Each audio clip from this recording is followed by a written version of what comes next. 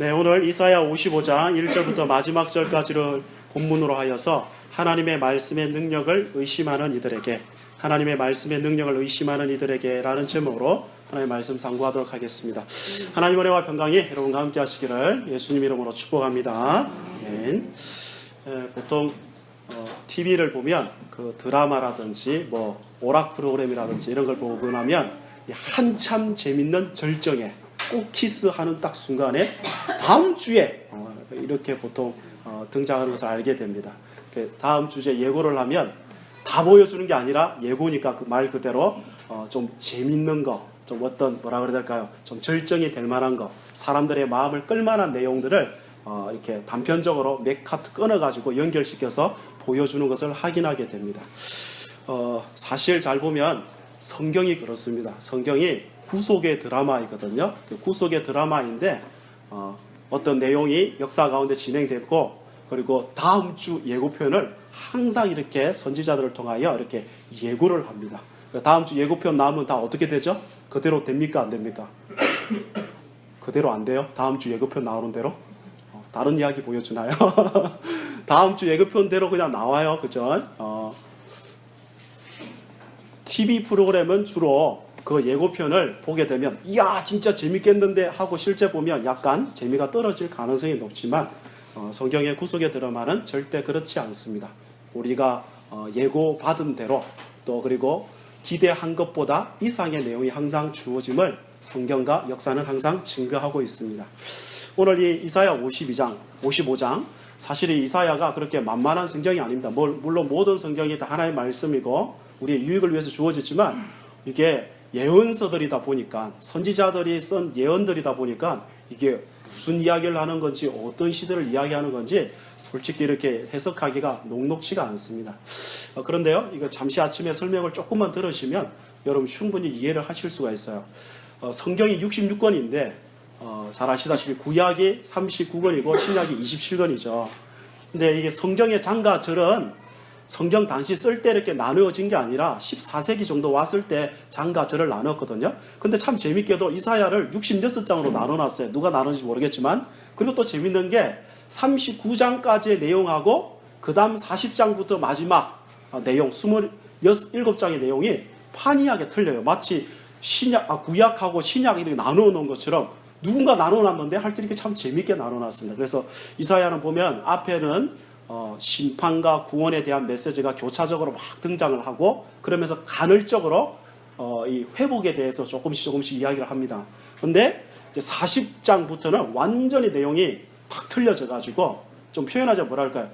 앞에는 심판 이런 내용이 훨씬 더 양을 많이 차지한다면 뒤에 가면 회복, 구원, 위로 이런 내용이 양을 훨씬 더 많이 차지하는 것을 확인하게 됩니다. 그 중에 특별히 이 40장부터 66장까지인데 그걸 또 두 도막으로 이렇게 나눌 수가 있어요. 첫 번째 도막은 40장부터 55장까지이고 그 다음에 56장부터 이렇게 마지막까지 또 이렇게 하나 나눌 수 있습니다. 근데 재밌는 게 뭐냐면 이사야 시대를 알아야 돼요. 이사야가 몇 세기 사람이냐면 BC 8세기 사람입니다.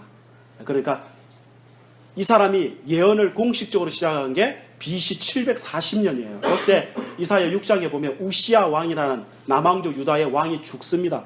그때 예언을 본격적으로 시작을 하거든요. 그래서 꽤 오랫동안 이 예언을 이렇게 하게 됩니다. 근데 오늘 40장부터 55장까지는 언제 내용이냐면, 그러니까 몇 년에 시작했다 그랬죠? 약 740년 정도 이렇게 아마 그 이전부터 했을 건데 아마 기록을 정확히 어떻게 했는지 정확히 할 때는 알 수는 없는데, 여하튼 뭐냐면 722년에 당시 이 국가 정세가 남쪽하고 북쪽, 남쪽은 유다, 북쪽은 이스라엘인데 북쪽이 722년에 하나님 앞에 계속 범죄하다가 결국은 마지막 심판을 받아가지고 주위의 당수의 강대국이었던 아수르라는 나라한테 쫄딱 망하게 돼요. 그리고 그것을 생생하게 누가 보느냐면 남왕조 유다가 보는 겁니다. 하나님을 외면하고 계속 하나님께서 선지자들을 보냈는데도 불구하고 하나님의 말씀을 자꾸 어기게 되면 어떤 일이 벌어지는가를 그 완전한 이게 산교육으로, 실물 교육으로 그들은 하긴 했습니다. 그래서 이사야 같은 선지자도 미리 그런 것을 예고하면서 너희들 절대 그러면 안 된다. 빨리 주님 앞에 돌이켜야 된다. 내 백성이 어떻게 마치 소돔과 고모라와 같이 그렇게 하나님 앞에 굴 수가 있냐. 소는 나귀는 제 주인을 아는데 어떻게 이 하나님의 백성들이 이렇게 하나님을 대접할 수 있냐. 이 애통함으로 하나님의 말씀을 예언합니다. 그런데요, 40장부터 55장까지는 언제 내용이냐면, 잘 들어보세요. 아직 이 일이 일어나려면 150년 더 지나야 돼요. 그 시점으로. 지금 2017년이죠. 만약에 지금 예언을 받았으면 우리로 치자면 2167년 2월 맞나요? 그래야 150년이죠. 2167년 이후에 일어날 일을 지금 예고하는 거고, 게다가 이 40장부터 55장까지는 배경이 뭐냐면 바벨론 포로 생활입니다. 그리고 바벨론 포로 생활 말기입니다. 바벨론에서 포로 생활 몇 년 했죠? 70년 했습니다. 70년. 그래서 70년 포로 생활 거의 끝날 좀 갈 때 너희가 어떻게 반응할 것인가를 지금 예언하는 장면이 이 40장부터 55장입니다. 그러니까 아직까지 아무 일도 안 일어났어요. 지금부터 적어도 150년 뒤에 무슨 일이 일어날 거냐? 바벨론 포로로 끌려갈 거예요. 남왕주 유다가 망해가지고. 그리고 그로부터 또 70년이 지나야 무슨 일이 일어나요? 바벨론 포로에서 회복돼요. 근데 회복되기 바로 직전의 상황에 지금 상태에서 지금 이 말씀이 지금 주어져 있는 내용이라고요. 그런데 이걸 뭐요? 전체적으로 표현하자면 150년하고 70년 합쳐 220년이잖아요. 말하자면 약 200년 이상 전에 예언한 일이라고요. 그러니까 이미 하나님께서 남왕주 유다가 뭘 할 걸 알고 계시죠? 정확히 말하면 알고 계신 것도 아니고 그들이 계속 범죄할 것을 알고 계시기 때문에 망할 수밖에 없는 거, 다 지금 하나님 뜻대로 지금 다 펼쳐지고 있는 것입니다. 그래서 그때 이스라엘 백성들이 어떻게 반응할 것인지를 지금 이 성경이 묘사해 주고 있는 것이거든요.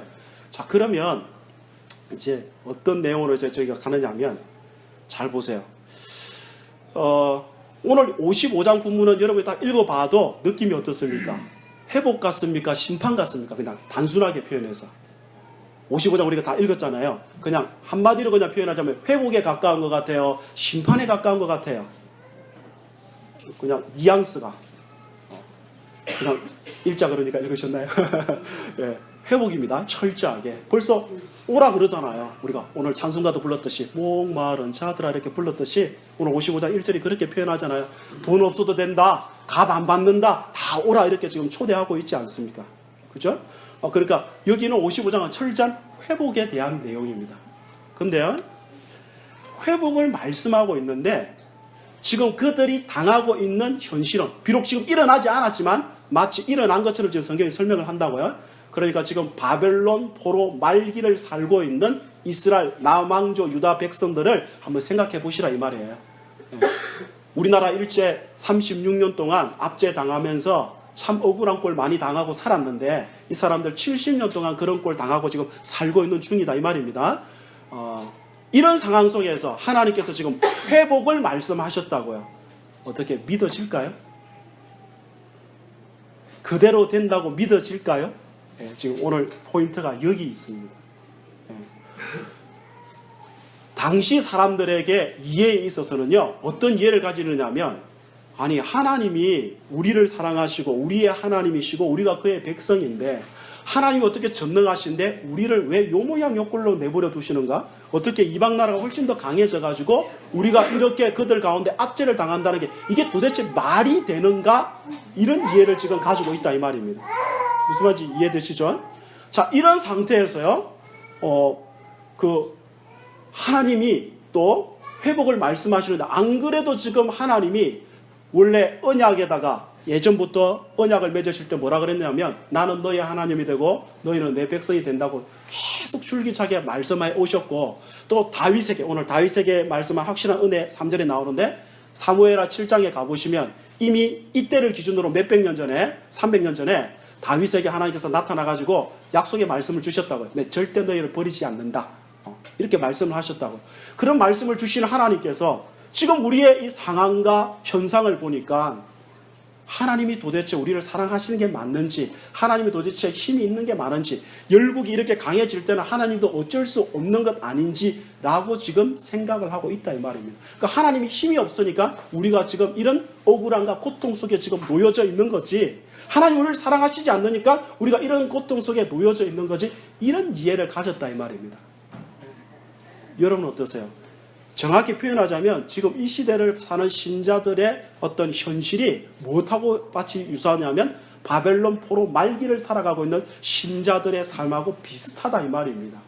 현실은 빡빡하고 자신들을 압제하는 거고 경제적으로 막막하고, 그러다가 하나님이 우리를 사랑하신다고 누차 말씀하시는데, 그리고 하나님 전능하시다 말씀하시는데, 상황은 보면 기독교는 내리막길이고 맨날 욕먹고, 우리도 뭐 하나님의 백성답게 신실하게 잘 사느냐 했을 때 사실 그렇지 못하다 이 말이에요. 교회들이 뭐 부흥의 이 시기를 달리느냐? 안 그렇잖아요. 그럼 당연히 자연스럽게 나올 수 있는 질문이 뭐냐? 도대체 하나님이 계신 걸까? 하나님이 전능하긴 하신 걸까? 우리를 사랑하긴 사랑하신 걸까? 세상의 이런 것에 대해서는 21세기 과학 문명, 물질 문명에서는 하나님도 신앙도 그의 말씀도 아무 힘도 발휘하지 못하는 게 아닌가? 라는 의구심이 자연적으로 들 수밖에 없다입니다. 그러다 보니까 사람들이 어떻게 반응하느냐? 어차피 하나님이 그냥 뭐 말씀은 말씀이고 하나님 뜻대로 잘 안 되는 것 같으니까, 하나님 별로 힘 없는 것 같으니까 우리라도 바로 여기서 내 힘을 다해서, 내 열심을 다해서 내 행복과 안정을 확보해야 되겠다는 것입니다. 그게 2절이에요. 2절 한번 다시 보실래요? 한번 읽어보도록 하겠습니다. 시작. 너희가 어찌하여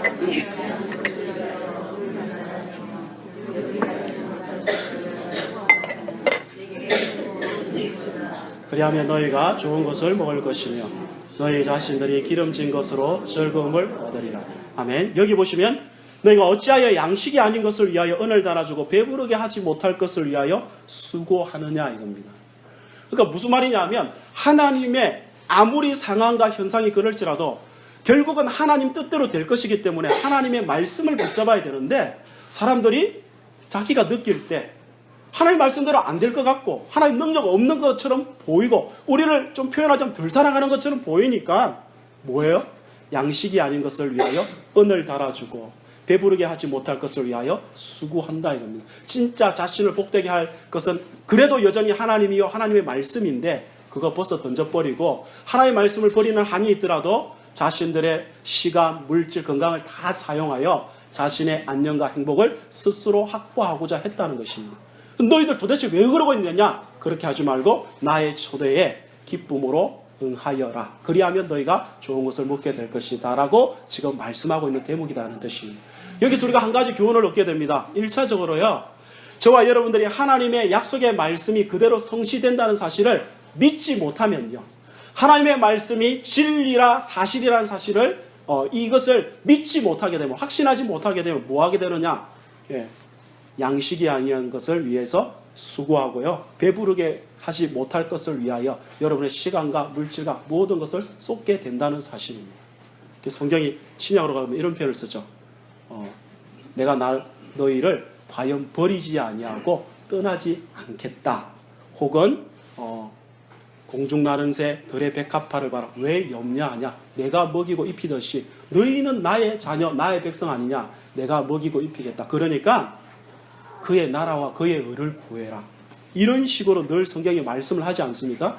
그 사실에 대한 정말 이해를 가지고 정말 그 사실을 믿고 곧 붙잡으면 하나님이 책임지시고 하나님께서 그 말씀대로 이루시는 것을 확인하게 될 텐데, 안타깝게도 지금 이 시대의 신자들의 모습이, 심지어 목회자들조차도 바벨론 포로 후기의 사람들의 모습과 유사해가지고 그 말씀을 못 붙잡고 여전히 그 시대의 사람들처럼 살아가고 있는 모습을 우리의 삶의 현장에서 확인하게 되더라는 것입니다. 여러분은 어떠신 것 같으세요? 하나님의 말씀이 진리이며 그대로 이루어질 것에 대한 그런 믿음이 있으세요? 없으세요?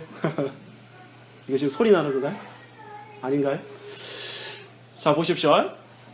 사람의 말도요, 굉장히 힘이 있습니다. 요 사이에 그 미국의 대통령인 트럼프 대통령이 그 유명한 말 알죠? 예루살렘은 이스라엘의 수도라는 이 말을 해가지고 지금 중동하고 전 세계가 지금 발칵 뒤집혔습니다.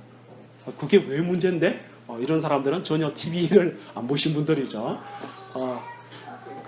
요게 이제 굉장히 큰 문제가 돼요. 1차 구체적인 거 제가 설명하지 않고 간략히 표현을 하자면 일단 이 미국이 사우디하고 뭔가 사우디 딜을 봐줄 가능성이 굉장히 높고요. 그 다음 또 한 가지는 원래 그 지역이 국제법상 옛날부터 기독교인들의 성지이기도 하고 유대인들의 성지이기도 하고 아랍인들의 그러니까 무슬림인들의 성지이기도 해요. 훨씬 더 오랫동안 그 예루살렘에 산 사람들은 아랍인들입니다. 중립지대다 이 말이에요. 거기다가 누구 하나 편을 들어주게 되면 난리가 나는 거죠 지금. 그런데 트럼프 아저씨가 그렇게 한 건 유대인의 지지를 얻기 위함이거든요. 왜냐하면 미국이 상위 15%는 15% 경제를 쥐고 있는 사람들이 유대인들이기 때문에 그래요. 실제적으로. 그리고 요건 또 뭐하고 하나 있냐면 성경에 대한 이해 때문에 그렇습니다. 미국의 보수주의 신앙을 가진 아주 강경한 보수주의 신앙을 가진 분들은 말세가 되면 마지막 때가 되면 이 시오니즘 즉 이스라엘의 이 예루살렘이 이제 회복돼 가지고 종말론적인 하나님 나라가 오려면 예루살렘이 수도가 돼야 된다 이런 좀 이해를 가지고 있어요. 그래서 트럼프가 그런 소리 한 거다 이런 이해가 전반적으로 볼 때 맞다고 여겨집니다. 여하튼 지금 이게 이 해석이 틀릴지라도 지금 말하고 싶은 건 딱 한 가지입니다. 한 사람의 영향력 있는 사람의 말 한마디가 세계의 정치적인 또 사람들 막 경제 어마어마한 영향을 미치는 것을 확인하게 되죠. 그럼 굳이 트럼프 아저씨 언급하지 않고 여러분의 말은 어떨 것 같아요? 여러분의 말에 능력이 있습니까? 없습니까? 여러분의 말 한마디 능력이 있어요? 없어요? 없어요? 없어요? 있어요? 이거 좀 큰일인데. 여러분 성경에서는요 이 사람이든 저 사람이든 할 것 없이 말 자체에 벌써 능력이 있다고 항상 가르치고 있습니다. 여러분 이런 말 아시죠? 역사 이래로요 칼이나 총에 맞아 죽은 사람보다 혀에 맞아 죽은 사람이 제일 많습니다. 아시나요? 우리가 이걸 표현을 조금 다르게 하면 우리가 잘 아는 어떤 문구처럼 고래도 뭐야? 칭찬도 뭐야? 고래도 춤을 추게 만든다. 이게 전부 다 뭐에 대한 말입니까? 언어, 말에 대한 힘에 대한 내용이잖아요. 전부 다. 자, 제가 여기서 오늘 설교를 합니다. 제 말에 힘이 있어요? 없어요? 있어요.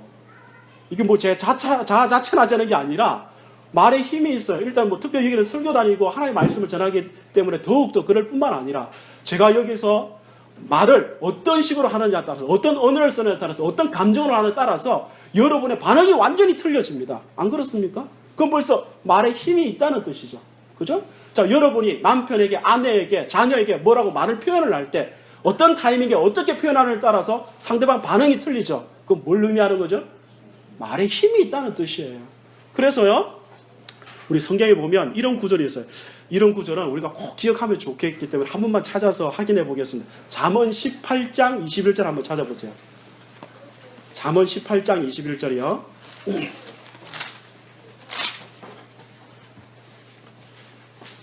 구약 성경 잠언 18장 21절, 그냥 20절부터 한번 보실까요? 구약 성경 931페이지입니다.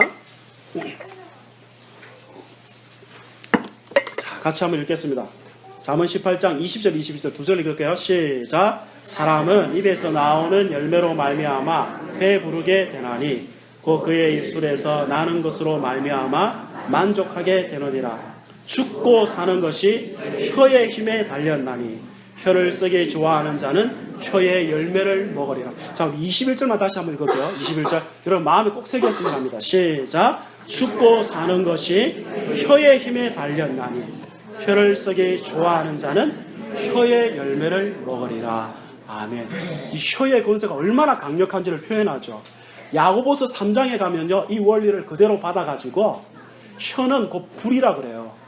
혀는 마치 뭐와 같으냐면 작은 불씨와 같아요. 작은 불씨가 온 산을 다 태워버린다는 것입니다. 혀는 그만큼 강력한 힘을 가지고 있어요. 다른 말로 사람의 말이라는 것은 그만큼 큰 능력을 가지고 있고 말대로 되는 것임을 우리가 확인하게 되죠. 그래서 반드시 그런 건 아닐지라도 우리가 말조심해야 된다. 할 수만 있으면 부정적인 표현 말고 긍정적인 표현하고, 표현을 할 때도 믿음의 고백을 해라, 선포를 해라, 이렇게 표현하는 것 아니겠습니까? 무슨 소리인지 아시죠? 그러면요, 중요한 초점이 이겁니다. 사람의 말도 아주 사소한 사람, 평범한 사람이라 할지라도, 높은 위치에 있는 사람이 아니라 할지라도 사람의 말이라는 것은 이만큼 힘을 발휘하고 때때로 그대로 이루어지는 것을 우리가 보게 되는데, 하물며 하나님의 말씀이겠습니까? 초점입니다. 그래서 다시 이사야서로 가보면 오늘 성경에서 이런 표현을 하고 있어요. 이 피조 세계를 예를 들어가지고 설명을 합니다. 그 이사야 55장 10절에 다시 가보시면 하늘에서 비와 눈이 내린대요. 비와 눈이 내리면 어떻게 됩니까? 당연히 땅이 젖겠죠. 그죠? 메말랐던 땅이 딱 젖고, 그러면서 땅이 기경되면서 거기에 양분이 공급이 되고, 그러면 땅 속에 있던 어떤 생명체들이 힘을 발휘하기 시작합니다. 식물 같으면 싹이 나기 시작하고요. 그리고 이 줄기가 자라고, 그 다음에 꽃이 피고 열매를 맺게 만들더라 이겁니다. 여러분은 맨 피조세계 속에서 뭘 보고 있느냐 하면 하나님의 이 일하심을 지금 보고 있는 거거든요. 자, 모든 피조세계가 뭘로 지형을 입었죠? 우리가 아시는 대로 다 찾아보면 좋겠는데 하나님의 말씀으로 지어졌다는 거예요. 성경이 증거하는 거예요. 하나님의 말씀의 능력이 어떠함을 여러분은 피조세계 매일 지금 오늘 이처럼 추운 거, 이 사계절이 있는 거 다 누구 때문입니까? 그냥 자연스럽게 지가 알아서 그냥 돌아가다 보니 이렇게 된 거예요. 우리는 그렇게 표현하지 않죠. 하나님의 섭니다 이럽니다.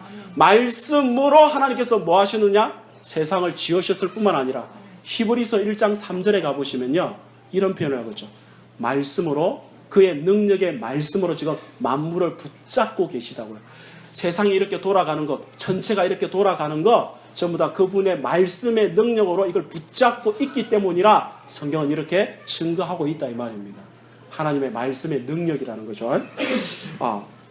근데 중요한 건 뭐냐? 이제 오늘 초점을 맞추는 내용이 55장 11절입니다. 자, 다시 한번 펴보세요. 55장 11절에 보면 좀 전에 하늘에서 비가 내려가지고 결국 열매를 산출해 내듯이 똑같은 원리로 지금 설명을 하고 있습니다. 55장 11절 이사야 시작. 내 입에서 나가는 말도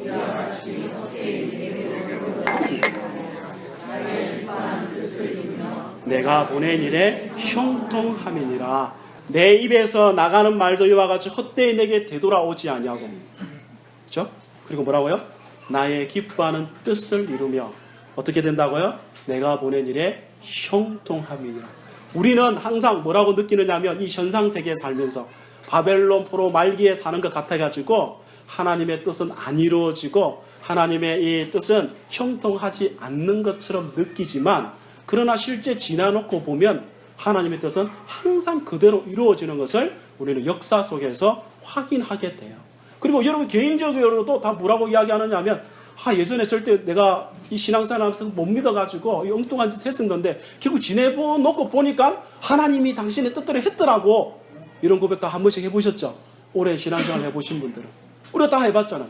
자, 이 역사도 어떻습니까? 1차적으로 그들이 바벨론 포로에서 자유함을 얻었어요, 안 얻었어요? 얻었잖아요. 하나님을 대적했던 바벨론 하나님께서 오늘 쫄딱 망해버리게 만들었잖아요. 무슨 말인지 아시겠죠?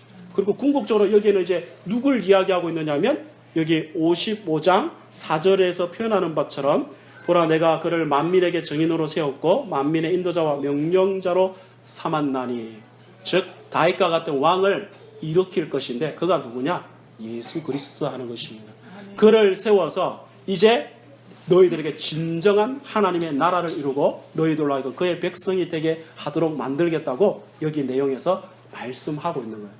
네? 그래서 지금 좀 있으면 뭐죠? 성탄절이지 않습니까? 예수가 인간의 몸을 입고 오셨다는 것, 요한복음 1장 이렇게 표현하죠. 말씀이 육신이 되어 우리 가운데 거하시니, 하나님의 말씀의 말씀이신 바로 예수가 육신을 입고 이 땅에 왔습니다. 하나님의 말씀이 얼마나 정확하게 부요하게 정말 이루어지고 그리고 그 내용대로 되어지는지를 명백하게 확인하는 사건이 뭐냐? 그게 예수님께서 이 땅에 오셨다는 사건인 것입니다. 그러니까 성탄절날 우리가 연인들 어쩌고 뭐 이러는데 정말 우리는 정말 그러지 맙시다. 예. 예. 이거야말로 우리가 그냥 세상에 그냥 쫓아가는 거랑 똑같은 뭐 생각하셔야 돼요? 야, 하나님의 말씀은 그대로 되는구나. 하나님의 말씀은 이렇게 능력이 있구나. 이걸 여러분이 보실 수 있어야 됩니다. 예. 그래서요, 이 성탄절과 관련되어 오늘 내용을 하나 확인하면서 이 말씀이 어떻게 성취되는 것을 확인하기를 원하는데, 누가복음 1장 한번 펴보실래요?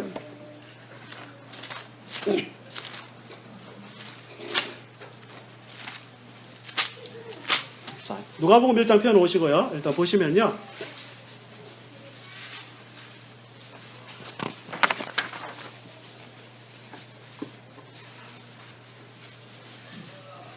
자, 여기에 무슨 사건이 등장하느냐면 예수님 사건부터 먼저 이야기하는 게 아니라 예수님의 길을 예비하러 온 세례 요한의 출생 사건을 먼저 언급하고 있습니다. 세례 요한 아버지가 누구냐면 사가랴이고 엄마가 엘리사벳입니다. 이 사람은 나이가 굉장히 많고 아비야 반열의 제사장입니다.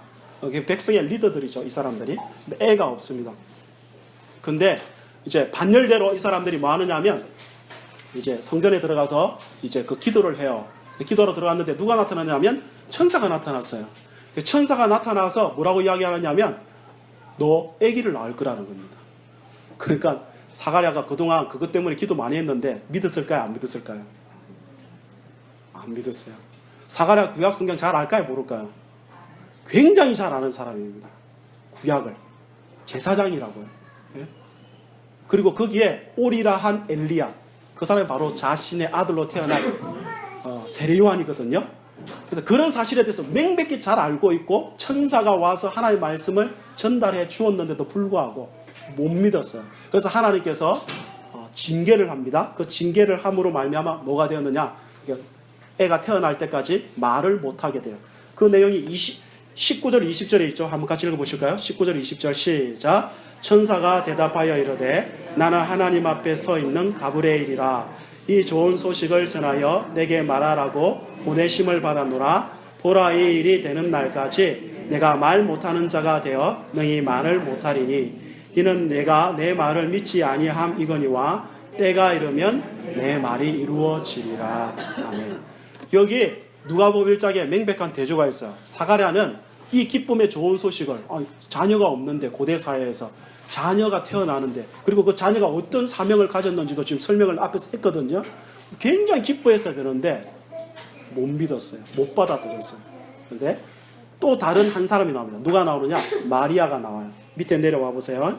밑에 와 보시면 천사가 또 마리아한테 가가지고 이제 이야기합니다. 여기 보시면 30절에 천사가 이르되 마리아여 무서워하지 말라. 네가 하나님께 은혜를 입었느니라. 보라, 내가 잉태하여 아들을 낳으리니 그 이름을 예수라 하라. 그가 큰 자가 되고 지극히 높으신 이의 아들이라 일컬어질 것이요 주 하나님께서 그 조상 다윗의 왕위를 그에게 주시리니 영원히 야곱의 집을 왕으로 다스리실 것이며 그 나라가 무궁하리라. 그때 마리아가 뭐라고 이야기하죠? 나는 남자를 알지 못하는데 어떻게 이런 일이 있을 수가 있습니까? 저는 아직까지 좀 제대로 연애를 해본 적도 없고 남자와 잠자리를 해본 적이 없습니다. 근데 어떻게 아이를 낳을 수 있습니까? 자, 물어봅시다. 사가랴와 엘리사벳이 애 낳을 확률이 높습니까? 마리아가 애 낳을 확률이 높습니까? 누가 애를 낳을 확률이 높아요? 당연히 사가랴죠. 마리아는 남자를 모른다니까요. 여기 적어도 부부잖아요. 아무리 나이가 들었더라도 그나마 가능성이 있는 데는 뭐요? 사가랴 쪽이라 이 말이에요. 근데 사가랴는 하나님께서 이런 은혜를 베푸시길 때 못 받아들였습니다. 근데요, 마리아는 어떤 반응을 보이느냐? 35절 이하에 보시면 성령이 내게 임하고 지극히 높으신 이의 능력이 너를 덮게 되면 결국 뭐 할 거다? 아이를 낳게 될 거라는 것입니다. 그러면서 37절 한번 같이 읽겠습니다. 37절이요. 시작. 대저 하나님의 모든 말씀은 능하지 못하심이 없느니라. 예. 대저 하나님의 모든 말씀은 능하지 못하심이 없느니라. 그때 마리아의 대답이 이렇습니다. 38절 주의 여종이오니 말씀대로 내게 이루어지이다. 예. 한 사람은 믿었고 한 사람은 믿지 못했습니다. 하나님의 말씀에 대해서. 무슨 차이가 있을까요, 그러면? 사가랴는 그럼 하나님의 사람 아닌가요? 그렇지 않다는 거죠. 다 하나님의 사람이에요. 다 구원받은 주님의 백성이에요. 근데 한 사람은 그 약속의 말씀대로 될 줄 믿었고 한 사람은 믿지 못했어요. 하나님의 약속의 말씀이 그대로 됐나요, 안 됐나요? 믿었든 믿지 않든 하나님의 말씀을 그대로 성취됐습니다. 세례요한이 태어났고, 그죠? 말 못하는 벙어리가 됐고, 그리고 결국 태어났어요. 그리고 세례요한은 세례요한의 삶을 살았습니다. 마리아도 똑같이 자신의 몸을 통하여 만왕의 왕이신 만주의 구주이신 예수님이 태어났어요. 말씀 그대로 됐어요. 믿었든 믿지 못했든. 그러나 차이가 있습니다. 무슨 차이가 있죠? 믿지 못한 사가랴는 말하자면 주님의 징계를 받았습니다. 그리고 답답함 속에, 두려움 속에, 염려 속에 그가 거하게 된 거죠. 그러나 믿음 마리아는 어때요? 좀 있다가 하나님을 막 찬송하게 돼요. 기뻐하면서. 이건 지금도 똑같습니다. 여러분이 믿든 안 믿든요, 하나님의 말씀은 그냥 그대로 돼요. 대저 하나님의 모든 말씀은 능하지 못하심이 없느니라. 하나님의 말씀대로 돼요. 그럼 그 말씀에 대한 진정한 믿음을 가지는 자에게는 어때요? 기쁨과 확신이 주어져요. 그래서 삶을 담대하게 살아갈 수 있게 됩니다. 바벨론 말기와 같은 그런 시대일지라도 기쁨과 담대함으로 살아가요. 주님의 뜻대로 될 거다. 지금은 비록 현상적으로 볼 때는 아무것도 안 되는 것처럼 보일지라도 주님의 뜻대로 될 것이기 때문에 믿음은 바라는 것들의 실상이니까 마치 그것이 내 앞에 있는 것처럼 그렇게 살아가게 되는 것이고, 믿지 못하게 되면 주님의 자녀일지라도 두려움 속에 삽니다. 그리고 그 두려움은 반드시 뭐 하게 되느냐? 하나님의 약속의 말씀을 믿지 못하면 다시 앞으로 가시면 자기 스스로 뭔가 행복을 확보해야 되니까, 안정을 확보해야 되니까 여기저기 열심히 뛰도록 되어 있습니다. 무슨 말인지 아시겠죠? 네. 여러분은 어떠세요? 네. 여러분이 지금 뭔가 기쁨과 확실히 참 신이하다, 이건요 사실은 뭐 때문에 그런 게 아니라 하나님을 몰라서 그래요. 하나님의 약속의 말씀이 안 믿어져서 그래요. 네. 그러다 보니까 어때요? 하나님은 눈에 안 보이고 안 믿어지고 그러니까 어때요? 눈앞에 보는 거 현실밖에 없으니까 여기서 어떻게든 살아내야 되겠다는 것 아닙니까? 그러니까 뭐 하나님의 말씀이 좀 위협이 되더라도 당장 돈이 제일 중요하니까 그거 위해서 그냥 열심히 뛰는 거죠. 그냥. 이게 지금 성경이 말하고자 하는 바입니다. 우리 한 구절만 더 찾아서 이제 정도를 해보겠습니다. 사도행전 27장 한번 펴보실래요?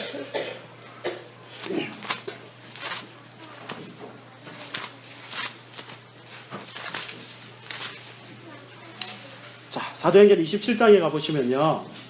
자, 23절부터 보실까요? 23절부터 보시면, 같이 한번 우리 읽어보겠습니다. 23절입니다. 23절부터 25절까지만 읽을게요. 시작. 내가 속한 바, 곧 내가 섬기는 하나님의 사자가 어젯밤에 내 곁에 서서 말하되, 바울아 두려워하지 말라. 내가 가이사 앞에 서야 하겠고, 또 하나님께서 너와 함께 항해하는 자를 다 내게 주셨다 하였으니, 그러므로 여러분이여 안심하라. 나는 내게 말씀하신 그대로 되리라고 하나님을 믿노라. 아멘. 이거 잘 아시다시피 바울이 지금 죄수로 로마로 압송해 가는 과정 가운데 바다에서 풍랑을 만나가지고 약 2주 동안 지금 먹지도 못하고 지금 흑암 가운데, 풍랑 가운데 있는 상황입니다. 근데 바울이 뭐라 그러죠? 그게 지금 300명 채 안 되는 사람들이 그 배에 승선하고 있었는데 그 사람들을 안심시키고 그들에게 오병이어와 같은 역사를 일으키며 양식을 떼어주면서 다 안심시킵니다. 그 안심의 근거가 뭐냐? 어젯밤 하나님께서 나에게 나타나셔가지고 말씀하셨다는 거예요. 그리고 나는 그 하나님께서 말씀하신 대로 되리라고 난 그대로 믿는다 라고 고백했고, 그리고 어떻게 됐어요? 그대로 됐습니다. 네. 만약 여기서 바울이 믿지 못했으면 어땠을까요? 되기는 그대로 되고 바울은 두려워했을 것입니다. 우리의 문제는 딴 데 있는 게 아니고 여기에 있습니다. 여러분, 오늘 제가 제목을 하나님의 말씀의 능력을 의심하는 분들에게, 이들에게 이런 표현을 썼습니다. 여러분, 하나님의 말씀에 대한 어떤 이해를 가지십니까? 하나님의 말씀이 정말 진리며 액면 그대로 정말 된다고 정말 그렇게 믿고 여기고 있으신지요? 아니면 어떤 말씀은 그런 것 같은데 어떤 말씀은 아니라고 생각하시는지요? 성경은 그 말씀 1.1핵이라도 없어지지 아니하고 반드시 그대로 될 것임을 예수님께서 자신의 명예를 가지고 선포하셨고, 그런 내용의 가장 중심에 뭐가 있죠? 예수님의 오심, 그리고 예수님의 십자가와 부활 사건이 있는 것입니다. 그러면 여러분은 이제 정도를 하며 우리 가운데 적용해 보도록 하겠습니다. 여러분 현실에 사방으로 막 우겨썸을 당한 것 같고 2017년 다 가는데 뭐 딱히 나아진 거 없는 것 같고, 교회적으로나 개인적으로나 가정적으로나 참 우리에게 어려움 많이 있어서 도대체 주님 뭐 하실까? 주님 힘이 없나? 이 상황을 바꾸실 수 없나? 여러 가지 생각들이 막 들 때가 많이 있지 않습니까? 때로는 회의도 들기도 하고 의심이 들기도 하고요. 그러나 여러분 너무 심려치 마십시오. 성경대로 표현하자면 염려하지 마십시오. 하나님은 살아계시고 그의 말씀도 살아있고, 한번 그의 입술에서 나온 말씀은 절대 헛되이 돌아가지 않고 반드시 그 말씀의 의미대로 열매를 맺음을 성경은 증거하고 있습니다. 그분이 넌 내 것이고 내가 너의 하나님이고 너의 백성이 될 때, 너는 내 백성이 될 때까지 절대 너희 포기함이 없대요. 너희들 반드시 내가 먹여 살리고 돌보시겠대요. 그리고 너희들 심지어 죽더라도 두려워하지 말라는 겁니다. 내 아들 예수를 부활시켰듯이 너희도 영광스럽게 살려가지고 부활시키고 영원한 그 나라를 반드시 데려갈 거라고 그분이 친히 십자가로 약속하셨다는 사실 아닙니까? 그죠? 우리 뭐 믿느냐? 이걸 믿는 사람들이에요. 이걸 믿는 사람들. 이게 만약에 공허하게 느껴지면 뭐 이제는 어쩔 수가 없어요. 뭐 다른 어떤 것으로 여러분의 마음을 어떻게 할 수가 없고, 이 사실이 믿어지기만 하면 우리는 얼마든지 이 세상을 담대하게 살아갈 수 있습니다. 아무리 어렵고 아무리 절망같이 보여도 주님의 사람은 7번 넘어지더라도 아주 넘어지는 존재가 아니지, 사방으로 우겨 쌓여도 완전히 쌓이는 자가 아니지. 누가 돌보십니까요? 하나님 돌보시고, 우리는 비록 넘어질지라도 그분이 우리를 항상 놓지 않고 이렇게 세우시는 분이니까, 우리는 실제적으로 범죄하고 어리석게 때때로 굴지만 그래도 하나님은 우리 절대 포기하지 아니하시는 분이시니까 성경이 한결같이 이렇게 약속하고 있으니 우리는 뭐 하시면 되느냐? 대저 하나님의 모든 말씀은 능하지 못하심이 없고 나는 그분의 말씀대로 되리라고 믿노라 하는 이 고백 가지고 오늘 하루하루를 살아내시면 여러분 속에 담대한 확신과 기쁨이 넘칠 것임을 성경이 증거하고 있습니다. 여러분, 우리 하늘영광교회죠. 어떻게든 주의 뜻대로 해보겠다고 비록 미약하지만 노력하고 있습니다. 당장 뭔 크게 열매가 안 나타나는 것 같습니까? 여러분 두려워하지 마세요. 우리가 해야 될 건요, 충성입니다. 하나님 말씀대로 될 것을 믿고 충성하는 거예요. 어떻게 보면 이런 것, 마지막 예를 들면 이렇습니다. 이 여리고성을 7일 동안 하나님께서 말씀하신 대로 돌면 무너진대요. 13바퀴 돌았죠. 마지막 7째. 그럼 여러분 마지막 질문해 보겠습니다. 언제 성이 그 여리고 그 견고한 성이 미동하는 게 보였을까요? 13바퀴 돌았는데 매일 하루에 한 바퀴씩 돌고 마지막에 7째 날에 7바퀴 돌아서 총 13바퀴 돈 거잖아요. 언제 금이라도 간 게 보였을까요? 돌가루라도 떨어졌을까요? 저는 뭐 성경 구체적으로 묘사는 안 하지만 전 적어도 앞뒤 문맥 속에서 볼 때 확신하건대 마지막 13바퀴 돌고 외치라 할 때까지, 외치기 전까지는 전 미동도 없었다고 여깁니다. 저는 그게 성경적인 의미라 봐요. 그럴 것입니다.